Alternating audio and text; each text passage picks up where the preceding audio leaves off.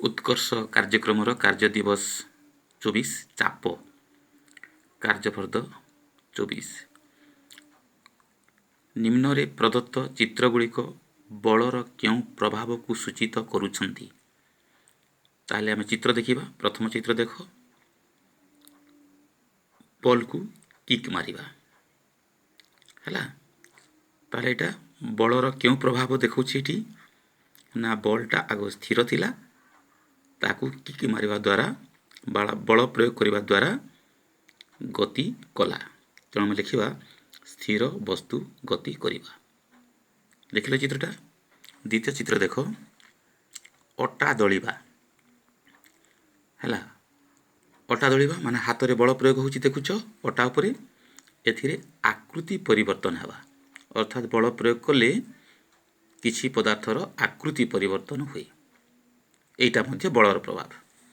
3 number देख, एटा बोधे गोटे goalkeeper बलटा को रखुछि, अटकाउछि, तार तो बल धरिबा। ताले बलर प्रभाव कौन एठी ना गतिशील वस्तु स्थिर हवा।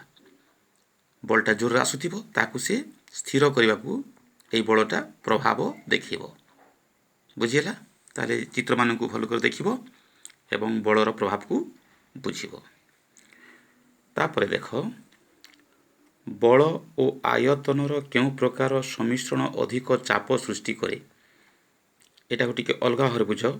बल ओ क्षेत्रफलर आयतन कह ना, जेहेतु क्लास 9 हेलनी तुम मैंने छोट क्लास रे आयतन और क्षेत्रफल समान कहूल, किंतु एटा क्षेत्रफल कह। बल ओ क्षेत्रफलर क्यों प्रकार सम्मिश्रण अधिक चाप सृष्टि करिबो। ता माने बल आयतन कौन करिबा, कम करिबा ना बेसी करिबा। ठीक सेमिति बल ओ आयतनर ए पाखरे बल ओ क्षेत्रफलर क्यों प्रकार सम्मिश्रण अल्प चाप सृष्टि करिबो। समान प्रश्न ताले उल्टा खाली। तापर देछि चाप निर्णय करिवार सूत्रटी कौन। देखो चाप निर्णय करिवार सूत्रटी कौन। P हला pressure is equal to F by A, force by area. चाप समान बल बाय क्षेत्रफल हला। चाप निर्णय करने को चाहिए तुम ये सूत्रटा लगेब। केते बल प्रयोग है, केते क्षेत्रफल उपरे प्रयोग है। बुझेगा। तेबे ये सूत्रटा को देखिले तुम ऊपर 2टा नंबर को करि पारिबो। देखो चाप समान बल बाय क्षेत्रफल लिखाई। तार तो चाप उपरे अछि, बल उपरे अछि दुई साइड रे। तेणु बल बढ़िले चाप बढ़िबो, आउ क्षेत्रफल कमिले चाप बढ़िबो, जेहेतु ये तले अछि हैला। एटा को तुमरो गणित रे चलन कुहाजे। चाप आउ बल होची सड़क चलन, चाप आउ क्षेत्रफल होची प्रतिलोमी चलन। तेणु क्षेत्रफल जदि अधिक हैला ताहले चाप कमिबो, किंतु बल जदि अधिक हैला ताहले चाप बढ़िबो हैला, जेहेतु सड़क चलन आउ प्रतिलोम चलन अछि। एई सूत्रटा सबु जगह रे काम करिवो। सूत्र देखले तुमे जानि परिबो कोटा बढ़िले कोटा कमिबो हैला। तेणु आम जानी पारलु से बल बढ़िबा दरकार, क्षेत्रफल कमिबा दरकार, ताहले चाप बढ़िबो। सेटा को एठी लिखिदेबा। बल बढ़िबो ओ क्षेत्रफल कमिबो, ताहेले अधिक चाप सृष्टि हेबो। बुझि पारलो।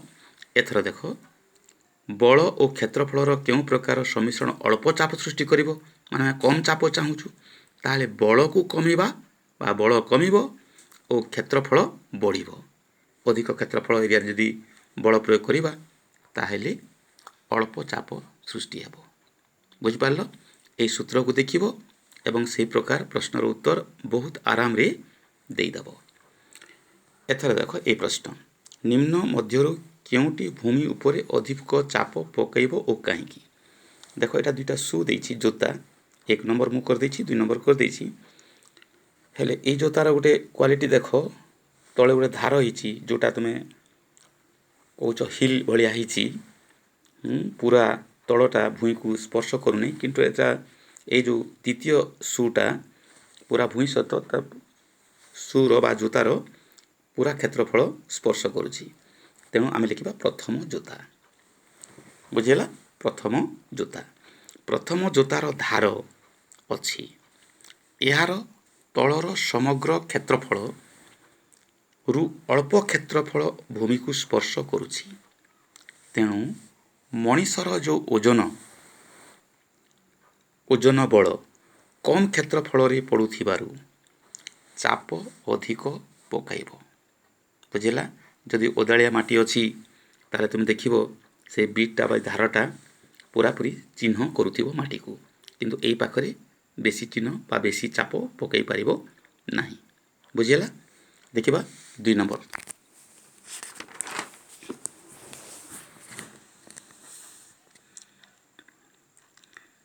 ତୁମ ଦୈନନ୍ଦିନ ଅନୁଭୂତିରୁ 2ଟି ଏପରି ଉଦାହରଣ ଦିଅ ଯାହାକି ଅଳ୍ପ ଆୟତନରେ, ଏଇଟା ବି କ୍ଷେତ୍ରଫଳ, ଅଳ୍ପ କ୍ଷେତ୍ରଫଳରେ ଅଧିକ ଚାପ ସୃଷ୍ଟି କରିପାରୁଥିବ। ଗୋଟେ ଏକ୍ଜାମ୍ପଲ୍ ମୁଁ ଦେଇଛି ଏରେ ଛୁରୀ। ଦେଖିଛ ତମେ, ଛୁରୀର ଗୋଟିଏ ପାଖ ଧାର ଥାଏ। ଏହାର ଅର୍ଥ ପ୍ରଯୁକ୍ତ ବଳର କ୍ଷେତ୍ରଫଳ କମ୍ ହେଇଯାଏ। ହେଲା? ତାର ଆମେ ଯେତିକି ବଳ ପ୍ରୟୋଗ କରି କିଛି କାଟିବାକୁ ଚାହିଁବା ତାହେଲେ କମ୍ କ୍ଷେତ୍ରଫଳ ଉପରେ ପ୍ରୟୋଗ ହେବ ବଳ, ତେଣୁ କାଟିବା କାମଟା ଶୀଘ୍ର ହୁଏ। ଏଥିରେ ଚାପର ପରିମାଣ ବଢ଼ିଥାଏ। କ୍ଷେତ୍ରଫଳ କମାଯାଇଥିବାରୁ ଚାପର ପରିମାଣ ବଢ଼ିଯାଏ। ବୁଝିଲା? ଏଇଟା ହେଉଛି ଏକ୍ଜାମ୍ପଲ୍। ତୁମେ ନୂଆ ଏକ୍ଜାମ୍ପଲ୍ଟି ଖୋଜିବ। ଦ୍ୱିତୀୟରେ ଦେଇଛି ଛୁଞ୍ଚି। ବି ଛୁଞ୍ଚି। ଛୁଞ୍ଚିର ଅଗ୍ର ମୁନିଆ ଥାଏ। ଏହାର ସ୍ପର୍ଶ କ୍ଷେତ୍ରଫଳ ବହୁତ କମ୍ କରାଯାଇଥାଏ। ମାନେ ଛୁଞ୍ଚିକୁ ବହୁତ ଧାର କରାଯାଇଥାଏ, ମାନେ ତାର ସ୍ପର୍ଶ କ୍ଷେତ୍ରଫଳକୁ ବହୁତ କମ୍ କରିଦିଆଯାଇଥାଏ। ତେଣୁ କମ୍ ବଳରେ ଅଧିକ ଚାପ ସୃଷ୍ଟି ହୁଏ। ମାନେ ଅତି କମ୍ ବଳରେ ବି ଛୁଞ୍ଚିଟା ତାର କାମ କରିପାରେ। ଅର୍ଥାତ୍ ଛୁଞ୍ଚିରେ ଆମେ ସହଜରେ ସିଲେଇ କାମ କରୁ। ଓକେ, ବୁଝିପାରିଲ? ତାହେଲେ এই କାର୍ଯ୍ୟପଦ୍ଧତିଟାକୁ ସାରିଦେବ।